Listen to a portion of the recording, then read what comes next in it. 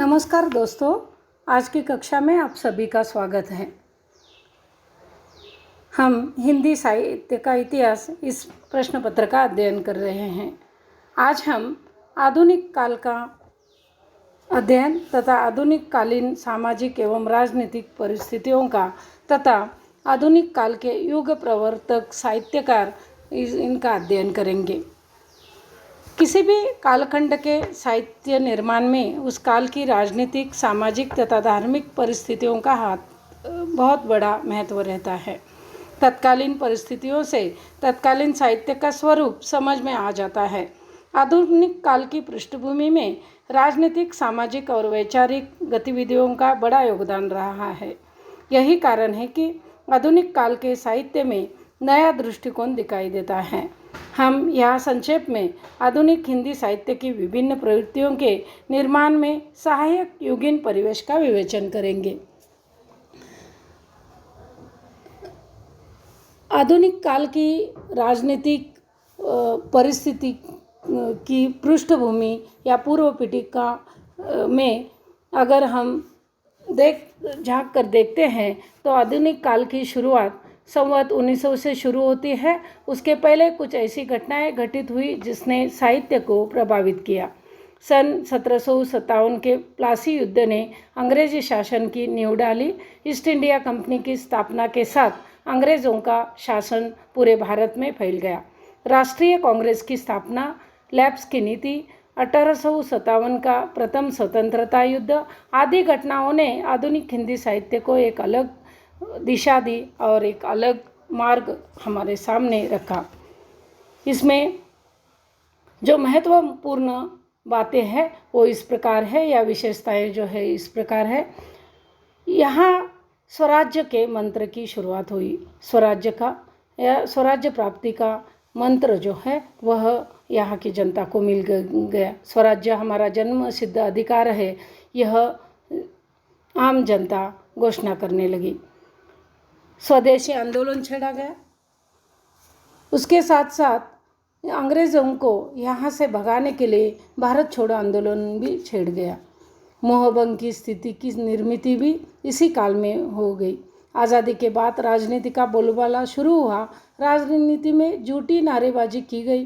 भारतीय जनता को अनेक बातों को लेकर आशावान बनाया गया, किंतु चाइना एवं पाकिस्तान के साथ हुए युद्ध में भारत का आर्थिक ढांचा पूरी तरह चरमरा गया। परिणामतः भारतीय जनता का मोहभंग हो गया। महंगाई, अकाल, दरिद्रता, भ्रष्टाचार जैसी अनेक समस्याएं निर्माण हुई। इन समस्याओं को दूर करने के प्रयास होते रहे। इस काल की अगर हम सामाजिक परिस्थितियों पर प्रकाश डालते हैं तो वह इस प्रकार है। अंग्रेजी राज्य की स्थापना से भारतीय सामाजिक धार्मिक व्यवस्था में भी परिवर्तन होने लगे थे।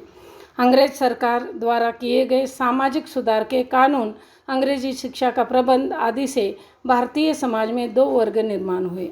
एक वर्ग भारतीय संस्कृति को पसंद करता था तो दूसरा शिक्षित वर्ग सुविधा भोगी था। यह वर्ग अंग्रेजी संस्कृति के रंग में रंगा गया था और भारतीय संस्कृति से वह अलग होने लगा था। इन वर्गों में वैचारिक मतभेद होने लगे। इसी से विभिन्न धार्मिक सांस्कृतिक आंदोलन हुए। इन आंदोलनों में प्रमुख है ब्रह्म समाज, आर्य समाज, प्रार्थना समाज और इस प्रकार के कई समाज है, जिसके कारण यहाँ बहुत बड़े परिवर्तन हो गए। इसके साथ साथ आंग्ल संस्कृति का संपर्क भी इस कालखंड में शुरू हुआ था। समाज सुधारकों का योगदान स्वतंत्रता संग्राम में बहुत महत्वपूर्ण रहा। गांधीवादी विचारधारा का भी प्रभाव उस समय के तत्कालीन समाज पर था और मानवतावादी दृष्टिकोण रखते हुए सामाजिक क्षेत्र में इसे महत्व दिया जाने लगा। नारी चेतना पर या नारी सुधार पर भी जोर दिया जाने लगा। साथ ही सामाजिक क्षेत्र में आर्थिक स्थिति का प्रभाव विशेष रूप से सिर उठाकर खड़ा रहा। वर्ग संघर्ष की भावना बढ़ती गई।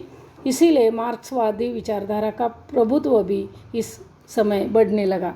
देश के आर्थिक शोषण से अनेक कठिनाइयाँ उपस्थित हुई और इस प्रकार जो सामाजिक या आर्थिक परिस्थितियाँ हैं, राजनीतिक परिस्थितियाँ इस काल में उभरने लगी थी।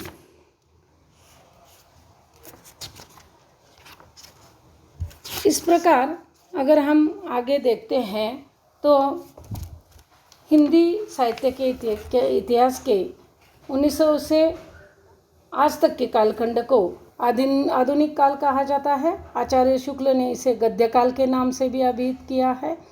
प्रस्तुत कालखंड के साहित्य निर्माण में तत्कालीन सामाजिक एवं राजनीतिक परिस्थितियों का बहुत महत्वपूर्ण योगदान रहा है और इस सामाजिक तथा राजनीतिक परिस्थितियों के साथ साथ अगर हम देखते हैं तो इन सभी का प्रभाव आधुनिक काल के साहित्य पर दिखाई देता है और इस कालखंड में कुछ प्रमुख प्रवर्तक के रूप में साहित्यकार हमारे सामने जो आते हैं वो भारतेंदु हरिश्चंद्र है, जयशंकर प्रसाद है, मोहन राकेश है और महावीर प्रसाद द्विवेदी है, आचार्य रामचंद्र शुक्ल है। ऐसे कई साहित्यकार हैं जो युग प्रवर्तक के रूप में हमारे सामने आधुनिक काल की पूर्व पृष्ठभूमि में दिखाई देते हैं। तो इन साहित्यकारों का अल्प परिचय हम अगले पीरियड में देखेंगे। धन्यवाद।